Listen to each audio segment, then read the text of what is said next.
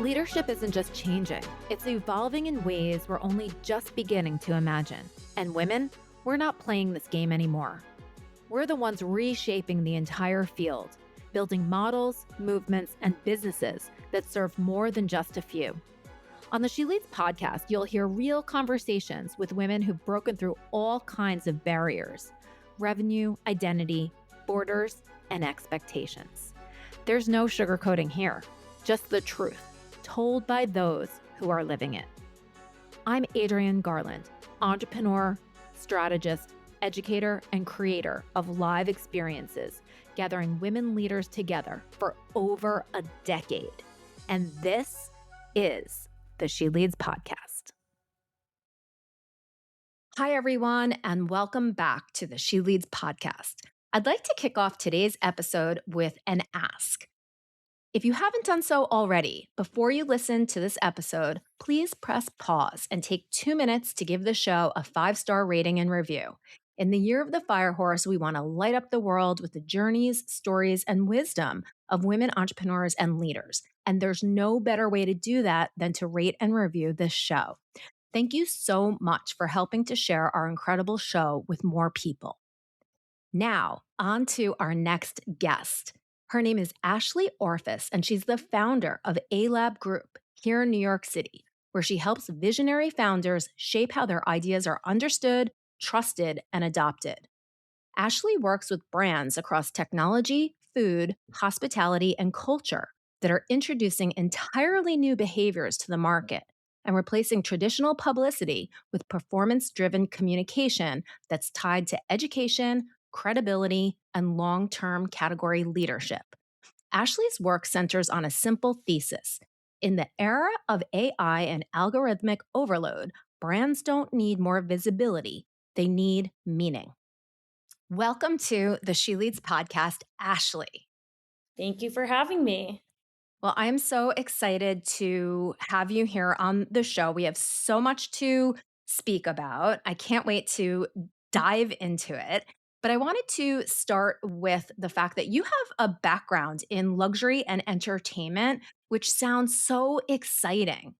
And now you have your own company. This is a dream that so many women entrepreneurs, I think, have.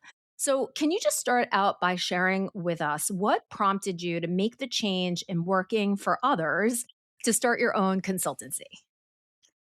So I was sort of one of those rare sets where, they joke and you say you don't pick entrepreneurship picks you. I think my plans were not set out to do what I'm doing. It sort of sought me out. I always thought my dream was to be the CEO of a luxury conglomerate. I thought I was going to go the path of going to an HEC or a luxury business school program. And then I was fortunate to do my senior fellowship at Ferragamo, which was an amazing experience. And I ended up staying there for a year after, and then transitioning to working for an amazing Hollywood producer. And I think in both of those settings, I learned so much about relationship building, about social currency, about the changing landscape. E-commerce was really happening in this time. Young brands were popping up. Luxury brands were being disrupted. I remember being in the PR department at Ferragamo and explaining to, Wanda Ferragamo at the time, who was in her 90s, why we were trying to get these influencers to sit front row. And so there was a lot changing at the time. And I think kind of going back to my thesis, that became sort of the feeding ground to where the business has evolved today. Being, embracing what I call this is very much a social science, and seeing that there was a new evolution that was outpacing some of these traditional traditional landscapes and environments. Yeah. Yeah, it's so true. Everything has changed, right? I mean, we talked a little bit about the fact that I am teaching entrepreneurship at NYU, and I often learn more from the students and how they're communicating than what I learned when I got my MBA. Marketing is so different, communications is so different, and it's just fascinating. I think it's so difficult for women entrepreneurs that are oftentimes underfunded, under resourced to you know have what it takes in order to get in front of all of the right people, the right audience. Not only your work with visibility, but also just to make revenue and grow revenue.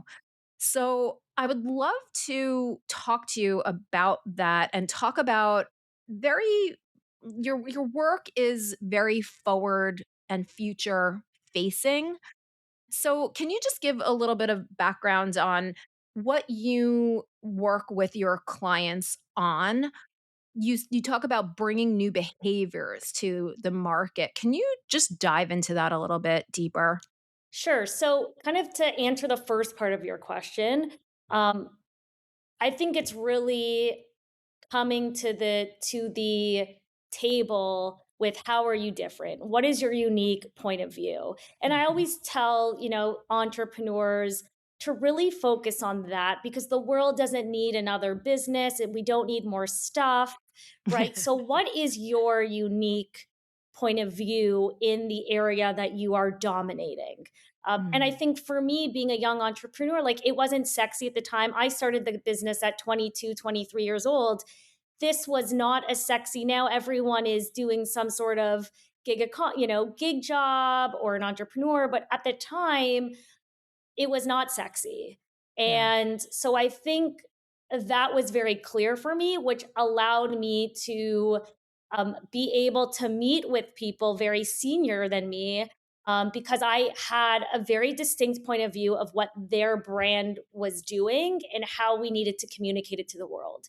Fast Mm. forward to today, we're seeing a lot more innovation and we're seeing a lot more cross pollinations across multiple industries. So, to a Yes. lot of the clients that we're working with, we've worked on a project in vertical farming, but it wasn't just vertical farming. They were really celebrating the nutraceuticals and this idea of growing the freshest produce in the world, powered by your app, which would essentially tell you what you needed to grow in your farm based on Wow. your biometrics. Everything from space tourism Mhm. to CPG that's changing an entire category.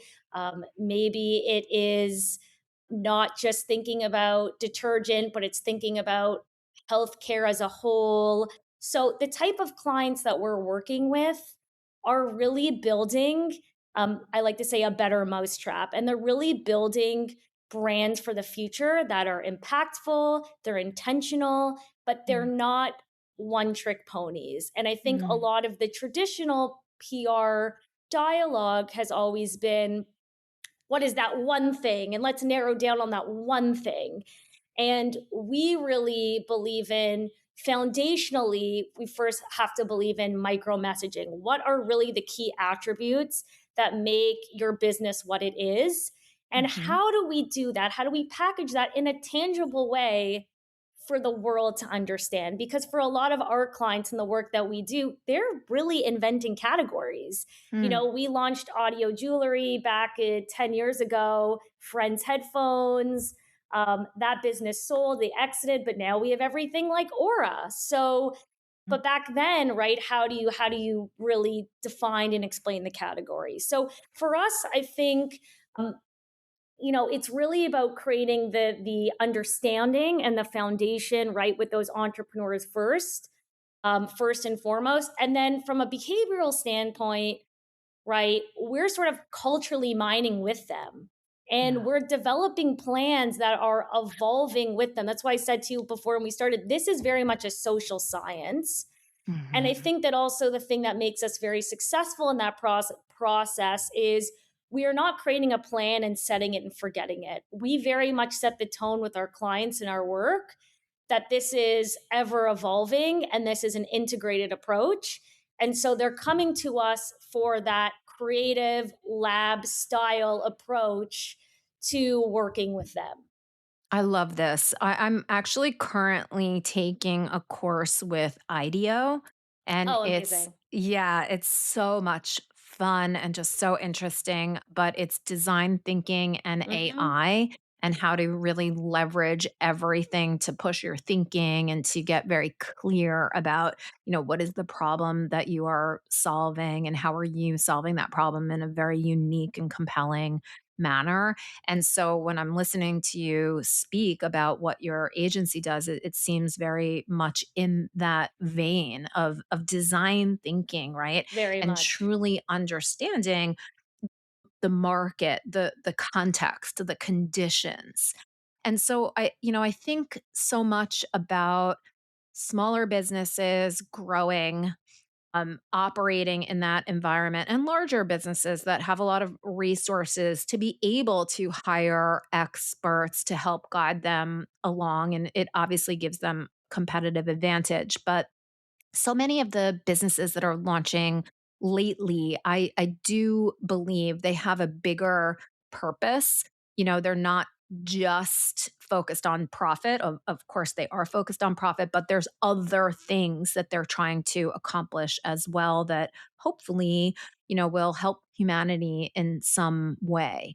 So, how can maybe a smaller brand, a woman-owned business that is, traditionally smaller, and I'm making a sweeping statement. How can somebody like that do a really good job of understanding that landscape and positioning their business so that more people do understand what it is that they're doing that's unique and different? Well, I think for an operation model, I feel very passionate about this topic because I think we're really seeing two areas right now in terms of performance. I think there is obviously scale, scale, scale, Mhm. right? And that's going to create, profitability. And then there's this other subset of business that we're seeing, which is kind of a more refined approach, a more curated business model, which also can be quite profitable because people believe in service. And that's actually always been also our thesis is Mm, that there are a lot of PR agencies and their model really is reliant on having maybe 100 clients and 100 staff, and actually our whole DNA is that we believe that our operating model, not scale, drives performance for our innovative brands. I love And that. because of that, we create a trust. And because of that, we are in a service industry. We can actually work much more well aligned with our clients to create performance. And so I tell entrepreneurs not to get discouraged, even if you are a one-man band or a two-man band. It's not always about the size. I like to say it's about the problem that you're attacking. And so, Yeah. some of that can be optics. And I have great friends that, I have a friend that's doing $50 million in revenue a year and she has zero employees. It's just her. That's So, incredible. yeah, I really tell people to focus much more on, again, the business, the problems they're solving, and it will come, right? As that business grows, there'll be new experts that they need to bring in. I think there is an amazing landscape now of fractional advisors, fractional CMOs, fractional CFOs. I've seen a lot of success there too. So I'm much more of an advocate of really refining and making sure your product, your positioning is really is strong, and I think the rest kind of can come from that. Do you think that when women start businesses that they should take a step back and ask themselves, is this something that can be profitable because what I see happening, and I hope that it's changing a little bit, is that women have a certain area of expertise and then they launch a business based on that, which is, inward focus, if you will. I don't know that women necessarily approach starting a business by looking for a gap or an opportunity in the market and then creating a solution for that. I think, and I don't know why this happens. I actually did this myself too, which is, why I'm talking about this. So I had an expertise in marketing. I started a marketing consulting company and then faced, a variety of different challenges in that. And then you get so deep into that that it's difficult to pivot and potentially start, I don't know, a technology company that addresses, women's health issues or something like that. So, do you think that maybe a pause, a question that women need to ask themselves before they launch their business, knowing that the landscape is so very different?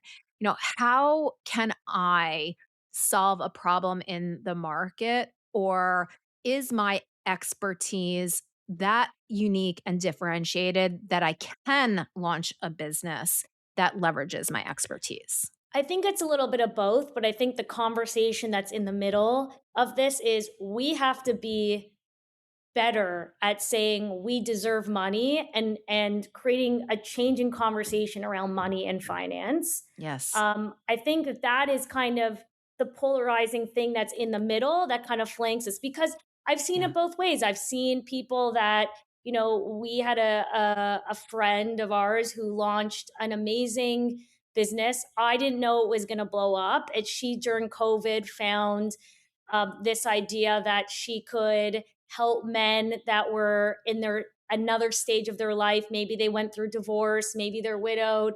She found that from her expertise in event planning and interior design, that when they were going to the next phase of their career, in their next life phase, they didn't have the support. They didn't know maybe they had kids. They didn't know they never had to do the lunches before. They never had to move it on their own. She was essentially the mommy Poppins for these men, and Wow. it blew up. She was offered a show on, they were talking to her about a show. And so sometimes it does happen like that where you don't know that there's a need. You understand that there's a problem and the market will dictate that. And then of course the other side, which was more like me, I recognized that the landscape was changing and the traditional agency model wasn't really speaking to this subset of businesses and owners. Mhm. But really, fundamentally, I think the conversation has to also be about money and kind of celebrating that and that it can be yours. And there is an intimidation around earning money. There's a guilt around money. And we have to, I think, change that conversation first. And I think that is quite connected to either pathway. Hey everyone. So, for years, I've been working with Dr. Kent and sending people in my network his way. He does so much impact work. What do I mean by that? Well, he helps people create books and podcasts and things like that. He even helps with this podcast behind the scenes. Dr. Kent is my thought partner. Anyone listening knows that we all need to do what we can to get our thoughts, opinions, and voices out into the world, and how important it is for women to invest in other women and for women to hire other women. I am all about that, and you all know that. But in this case, I think Dr. Kent is an exception. He's doing something really different via this new program that he's launched called the Genius Discovery Program. So he wants to work with people like me and like you who are impact driven. Dr. Kent has an intensive program that goes for a month. He also has a 3-month program where he figures out where you're headed with your brand, your business, your speaking, and your signature story as a thought leader. I've known Dr. Kent for a long time. So believe me when I say that he has a ton of experience working with people that are looking to make an impact but might not know exactly how to approach that. So if you're interested in talking to him, you can go directly to talktokent.com, or you can send me a DM on Instagram at She Leads Media, or just shoot me an email over at hello@sheleadsmedia.com. I totally agree with you. And this conversation is so important. I make sure that I discuss with my students, my female students, about understanding finance, understanding numbers, not being afraid to ask what something means Means. and to really wrap their arms around it because it's going to make all of the difference in the world. I mean, I experience this too. As much as I'm comfortable with money and finances, I still have a very difficult time sort of valuing my services. And when there's a pause in the conversation, when I, say this is whatever my rate is, I don't even let the person take a breath before I start discounting my services because I think women in this world, we are just conditioned to please, please, please someone else. And we don't put that lens on ourselves. So 100%. And also the conversation around the fact that women will be inheriting all of this wealth in the next few years. We have to know what to do with that wealth so that we're not just, contributing to a philanthropic organization, but we take it and we grow it and we invest in other women owned businesses. And so we need to get smart, which is, I think a whole entire separate conversation. One of the things here She Leads Media that we're super focused on is, helping women to gain visibility for their businesses and their brands. And we do a lot of work around the media and sort of what who that is, building relationships with the media as a founder, being confident in pitching yourself and understanding what the media is looking for so that you can align your story, your pitch to, that particular media outlet. Media outlets are so different than Hmm. they were even a few years ago. Can you talk a little bit about what that landscape looks like now? And then what do you even see? Because I know you do a lot of forward facing Hmm. work. What do you see changing in the next, 2, 5 years? That's the fun. This is the fun part for me. So, kind of going back, I've seen this shift happening in media. There's a lot of antitrust and political influence and social that have really impacted new channels, new resources. And so I've seen this shift happening for the last, at least 6 or 8 years. I think that there's also been a lot of cross pollination with traditional media, right? So there used to be a lot of different editors. They're just doing beauty, they're just doing fashion, they're just doing food. And a lot of the traditional agencies, they would actually structure their agency. Well, she's part of our food division and she's part of our fashion division and she's our tech. At ALAB, we've always had a philosophy of cross pollination. We've always believed that messages are sort of they're like cells, they're like humans, right? Mhm. And we really have to be able to have these stories speak to the culture as a whole. So I think we've Mhm. always been well positioned for this shift. In Mm. terms of today, we're obviously seeing a lot more emphasis on new media. And that's everything from podcasts like this, where it is, right? People are really listening. They are thoughtful. They're engaged with the content, which is really nice to see and hear that podcasts have made a huge impact in the landscape. And then we're seeing, out platforms like Reddit, and Substack and Beehive, which are doing a lot of things for entrepreneurs. One, it's actually making it a lot easier for them to have a following and have their own point of view. So what we're seeing is, CPG, a lot of founders CPG space, for example, they have their own Substacks as a way to connect Mm. with their community. So that's definitely something that we're seeing.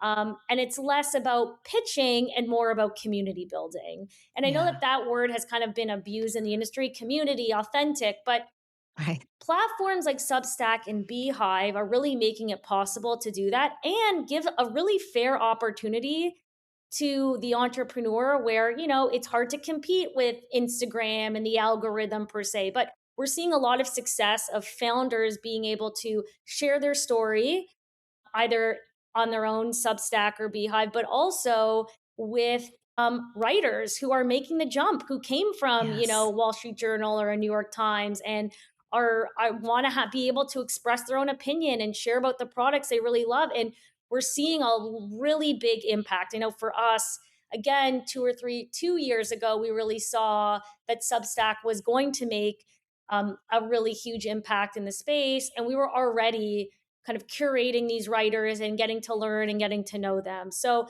I Mm. think that there has been a democratization of new media, which creates a really exciting and fair playing field for young brands that maybe don't have the traditional investment to just dump all their money in paid media. Right. And I think that one of the things that gets confusing is there are all of these different platforms that are available. How do brands choose where to, place their attention? Because if you try to be on all of the different platforms, you're going to burn out. I think it's a couple things. You may or may not like the answer, but experiment. Yeah. Experiment. I think that sometimes we put so much pressure on picking the perfect one, and I think it's about experimenting. I think like Gary Vee is a good example where he joked. He's like, I literally posted every day, on social platforms. It literally had like 2 audience members, and then he blew up. So I think Hmm. it's really about having the patience to experiment, but also looking at the data. What is the data telling you? If you're posting and you're getting 5 new followers here, 10 new followers, 15, and it keeps moving up, I think that's a good sign. So I think that, Hmm. we have to have a little bit of patience. We have to also try some things out. And I agree, I don't think you should do everything together at once, but commit to something and do it really well. If you're going to have a Substack, commit to the content, commit to making it amazing so that it's really Hmm. driving somebody there. Yeah.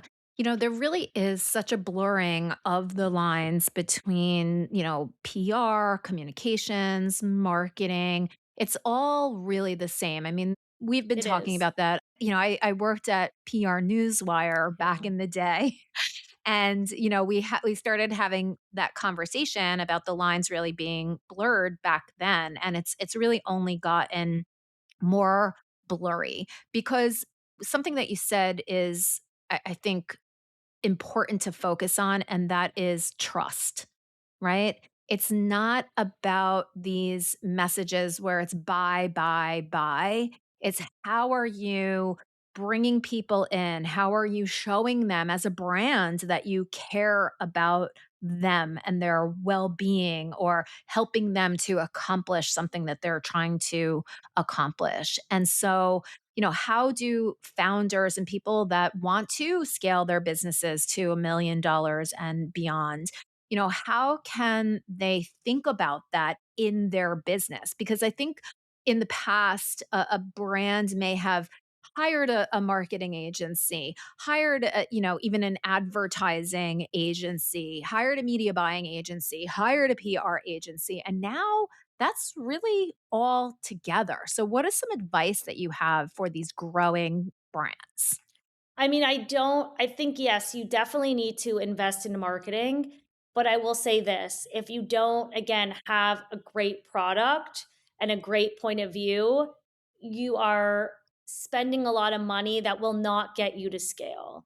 So Mm, I really think we need to change the conversation about what scaling means. It could mean yes. I need to spend that money towards another product SKU that's going to tell a fuller story as to what our real impact is in the world, Yeah. right? If a business has one SKU and it's one product and you just hire a fancy marketing company to push it out, that's not necessarily going to help scale and get you to $1 million plus. So Yeah. I really encourage people to always start at the for being such a futurist. I always really am very much a fundamentalist when it comes to the product and the business itself. Yeah. And again, you should invest some marketing, but it's much more about testing. And I think Yeah. that it's less about I need to hire this agency and this agency and this and this and this and this, and that's going to be my problem. I actually think Right.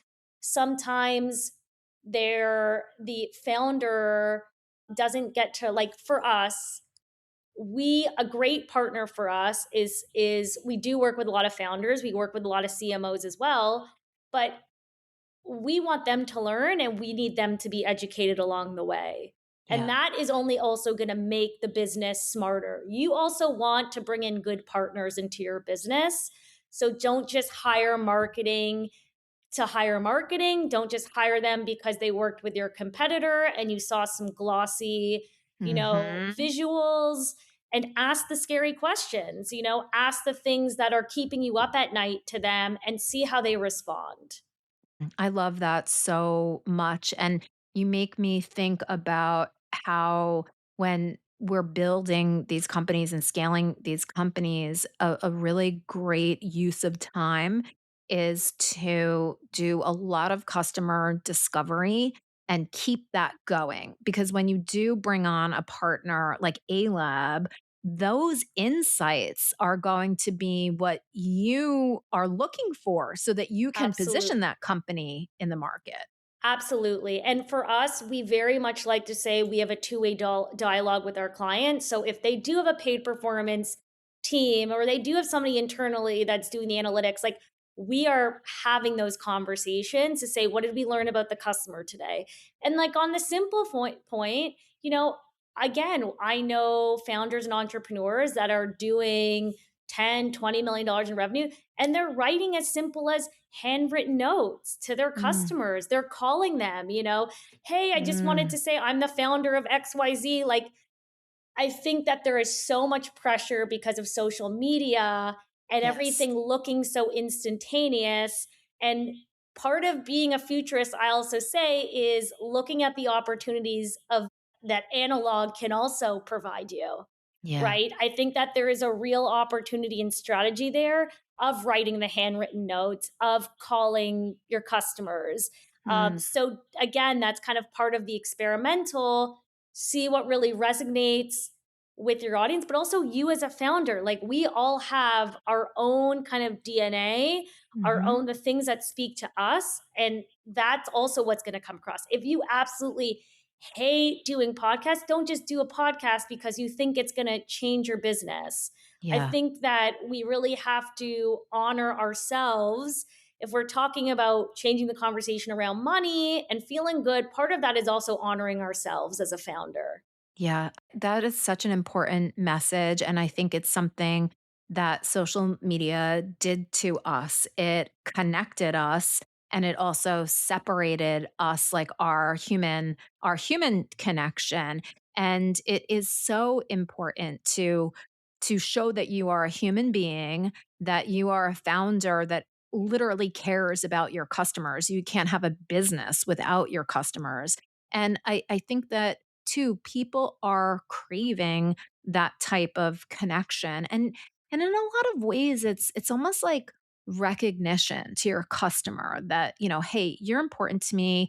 Willing to talk to you because you're the one that actually is driving my company, the way that we innovate, does our product and service actually solve what it is that you're looking to solve? And if not, why not?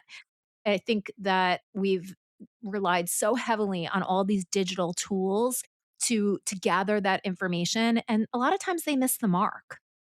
Totally. Yeah. So this human connection is so important.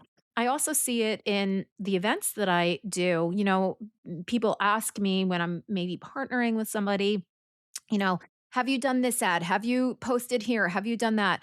And I do all of those things. I do because you have to. And I always say, and it's because it takes a lot of effort. I always say, the people that end up purchasing tickets to come to my conference or my like pitch the media event, which is coming up, I call people and I talk to them one on one. I'm selling like one ticket at a time.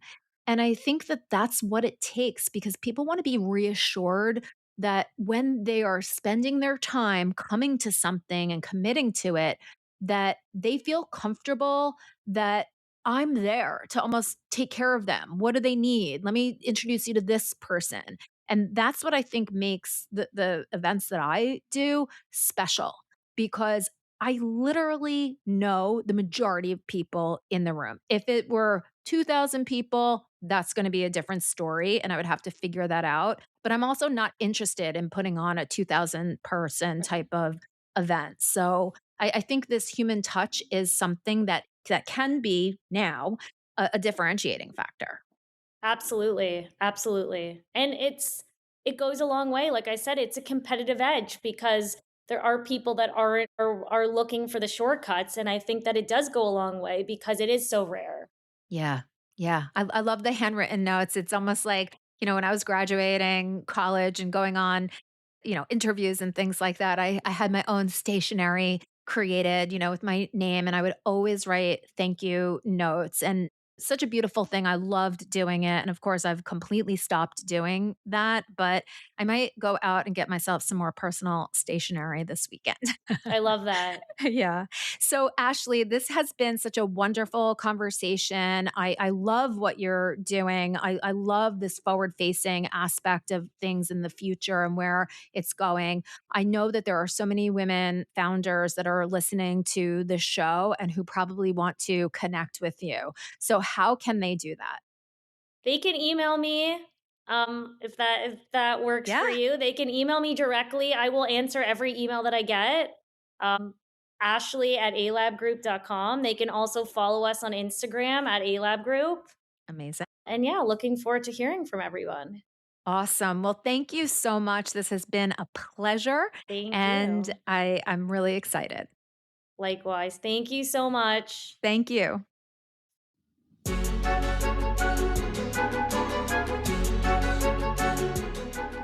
If this conversation moved you, inspired you, or made you think differently, please take a moment to leave a 5-star rating and review. It's not just about boosting the show, it's about amplifying the voices of women entrepreneurs who are leading with vision, building with purpose, and shaping what's next. We need more of these conversations in the world right now, don't you think? And if someone came to mind while you were listening, someone who matters to you, send this episode to them. If there's something on your mind about leadership, legacy, or what's next, I want to hear it. Head to sheleadsmedia.com/voice and leave a voice memo or note. Your insight might just help shape a future episode. Make sure to follow the show and come back next week for more conversations you won't hear anywhere else. Thank you so much for listening. This is the She Leads Podcast Network.